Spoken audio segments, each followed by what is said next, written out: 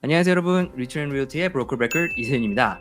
오늘은 공개되자마자 사방에서 이야기를 하고 있는 Federal Government의 Budget 2024에서 소개된 많은 얘기 중 지금 현재 가장 뜨거운 Capital Gain, 한국말로는 양도소득세죠, 관련 법안에 대해서 이야기해보려고 합니다.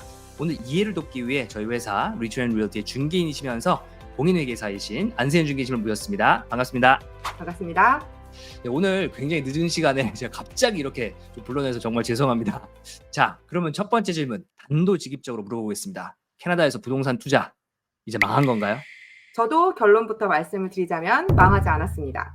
캐피탈 게인, 이제 양도소득세라고 하는 것이 증가한다고 하는 것은 사실은 투자자들한테는 그렇게 반가운 뉴스는 아니지만, 저희가 이제 이 어떤 것이 바뀌고 어떻게 대처하는지를 잘 계획을 해서 앞으로 투자를 한다면 투자 방향에 대해서는 크게 바뀌지 않을 거고, 투자가 망했다라고 생각하는 게 아니라 이제 새로운 정책에 대해서 잘 이해를 하고 그에 대한 대비책을 잘 마련을 하면 그게 더 중요하다라고 보여집니다.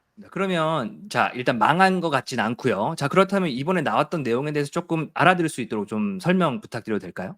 네, 알겠습니다. 좀 쉽게 설명을 네. 드리고자 노력을 해보겠습니다. 네. 자, 크게 두 가지로 나눠서 찾아볼 수 있는데, 한 가지는 이제 트레스홀드가 25만 불이 새로 생겼다는 것과, 두 번째는 잠시만요. 트레스홀드가 25% 생겼다는 게 무슨 뜻이죠? 보통 우리가 이제 투자 자산을 팔 경우에 그 판 가격과 그 다음에 네. 이제 저희가 샀을 때 원가, 그러니까 코스트라고 말을 하는 그 원가의 차액을 우리가 보통 양도소득이라고 얘기를 하고, 그렇죠. 캐피탈 게인이라고 얘기를 하고, 그 캐피탈 게인의 50%가 이제 저희의 그 인컴 텍스 그 파일링을 할 때 인컴에 포함을 하게 되죠. 그래서 지금까지는 그 캐피탈 게인 생긴 것의 50%만 저희가 이제 그 텍스 리턴에 추가를 했었는데, 이 50%가 아닌 추가적인 어떤 인클루전 레이시 생겼고, 그 트레스홀드가 이제 25만 불이라는 겁니다. 그러니까 쉽게 말하면 25만 불까지는 기존에 하던 대로 50%의 캐피탈 게인만 우리가 이제 인컴에 포함을 하면 됐었는데, 이 룰이 적용된 후에는 25만 불이 넘어가는 캐피탈 게인에 한해서는 이제 3분의 2, 즉 66.67%의 그 이익이 저희의 인컴에 포함이 되기 때문에 이전보다 캐피탈 게인이 증가되는 그 결과를 가져오게 되죠. 그러니까 텍스를 조금 더 내게 되는 거군요. 원래 우리가 50% 냈던 건데 지금 이제 2/3라니까 66% 정도로 되니까 그 위에 그 티어가 더 생기는 건가요? 네, 맞습니다. 그러니까 결론적으로 텍스 자체가 늘었다기보다는 텍스를 계산하는 텍스 오브 인컴이 약간 상향 조정되는 결과를 가져온 거죠. 자, 그러면 이게 결정이 된 건가요? 이제 시행이 바로 되는 건가요? 이게 지금 effective date가 June 25, 어.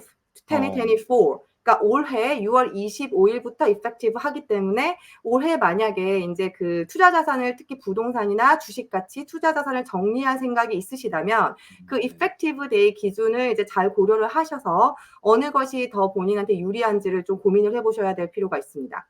그럼 이게 지금 집에 대해서만이 아니라 집이 아니라 이제 스탁 같은 다 그런 자산에도 이제 같이 들어가는 거잖아요. 그 뜻은 지금 말씀하신 6월 되기 전에 자산을 매각하려고 하는 그런 움직임도 있을 수 있겠네요. 네, 그렇습니다. 그러니까 특히 인제 그 캐피탈 게인이 굉장히 크게 나올 거라고 예상이 되는 경우, 그러니까 특히 부동산 같은 경우는 이제 거래 가격이 크기 때문에 이제 주식은 사실은 이제 그 마켓 변동에 따라서 내가 매도 타이밍을 정할 수가 있지만, 인제 부동산 같은 경우는 리퀴디티가 조금 떨어지기 때문에 내가 어느 시점에 인제 팔겠다라고 결정하는 게 굉장히 중요하잖아요, 투자자 입장에서.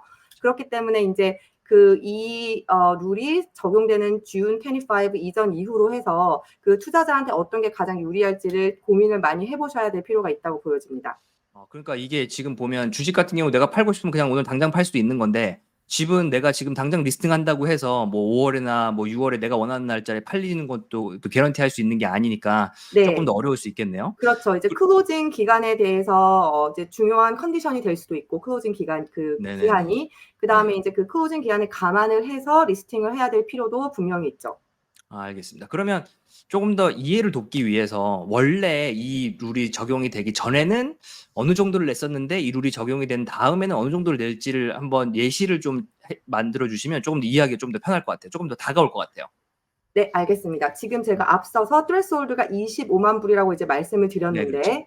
그럼 예를 들면 제가 가지고 있는 부동산을 팔아서 네. 캐피탈 게인이 총 28만 불이 만약에 생겼다고 가정을 할 경우, 네. 기존 룰에는 50%만 적용이 되기 때문에 이제 14만 불, 28만 불의 반인 14만 불만 제 인컴에 추가가 됩니다.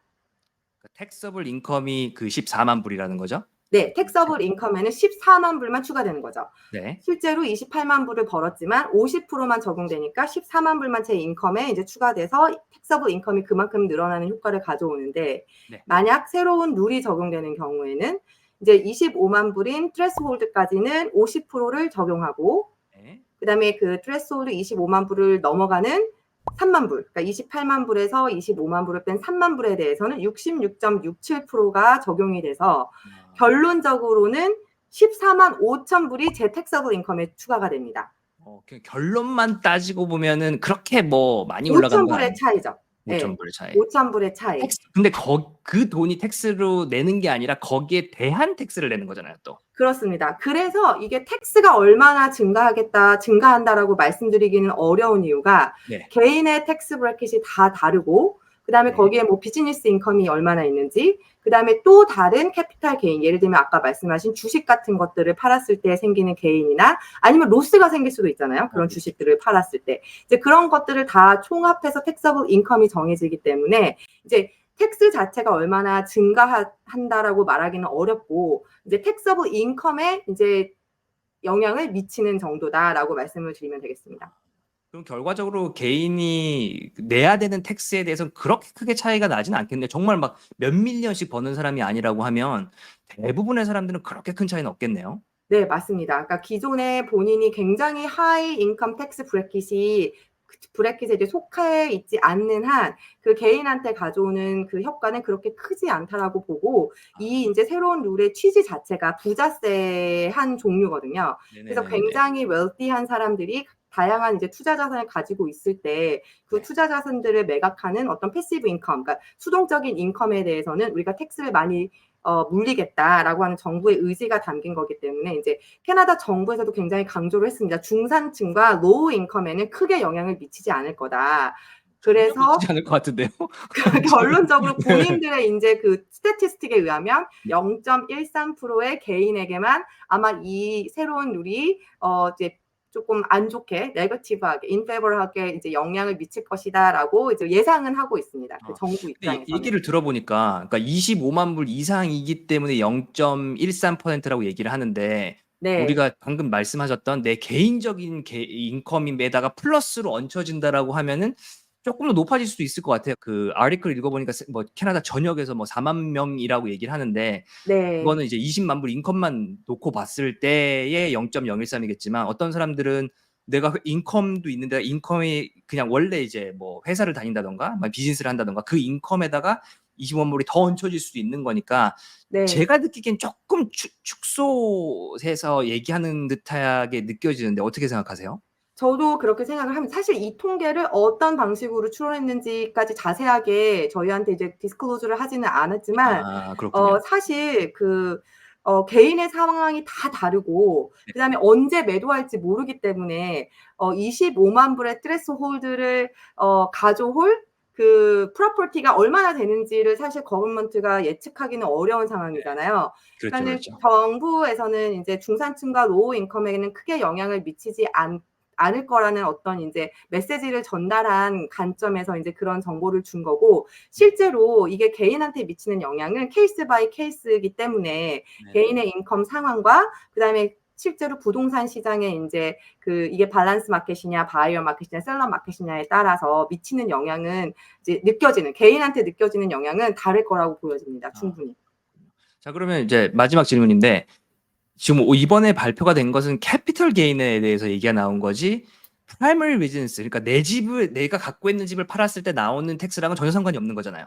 그렇죠. 굉장히 좋은 질문을 주셨는데, 지금 기존에 우리가 갖고 있는 이제 1가구 1주택이라고 흔히 얘기를 하죠. 캐나다에서는 프린시펄 레지던스에 대해서는 캐피탈 게인에 대한 텍스가 제로입니다. 그래서 그 룰은 여전히 똑같이 적용이 되고, 그다음에 이제 주식도 캐피탈 게인을 이제 일으키는 자산 중에 하나니까 추가로 말씀드리자면, 이제 TFSA나 RRSP 같이 기존에 캐피탈 게인에 대한 텍스를 추가로 내지 않는 그런 레지스터드 어카운트에 대해서는 여전히 똑같이 이그젬션이 적용이 됩니다.